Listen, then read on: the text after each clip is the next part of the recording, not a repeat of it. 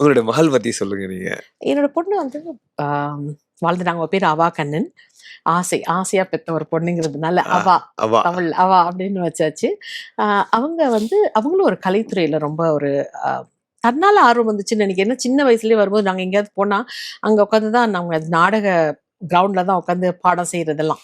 நாங்க போட்டுட்ருப்போம். அது உட்காந்துருக்கும். அங்க சீட்ல தான் தூங்கும். ஸோ அப்படியே வளர்ந்தது. ஸோ அவங்க படிக்கும்பொழுது கூட ஆர்ட்ஸ் மேனேஜ்மெண்ட் அப்படிங்கிற ஒரு துறைய தான் தேர்ந்தெடுத்திருக்கிறாங்க. அவங்க பரதநாட்டியமும் ஆடுவாங்க. நாங்க மரபு கலைகள்லாம் கத்துக்கும் பொழுது, அவங்களுடைய மரபு கலையா என்ன?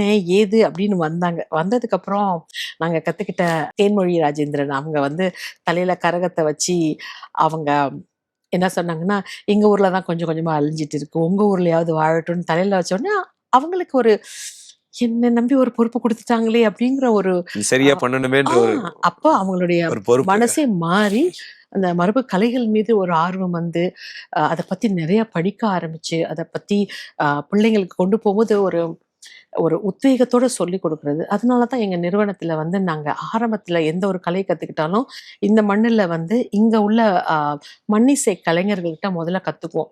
கத்துக்கும் பொழுது தான் அவங்களோட வலி தெரியும். அவங்க எவ்வளோ கஷ்டப்படுறாங்க. அந்த கரகமா இருக்கட்டும், அதோட நிலை எப்படி இருந்தது? எப்படி மாறுது?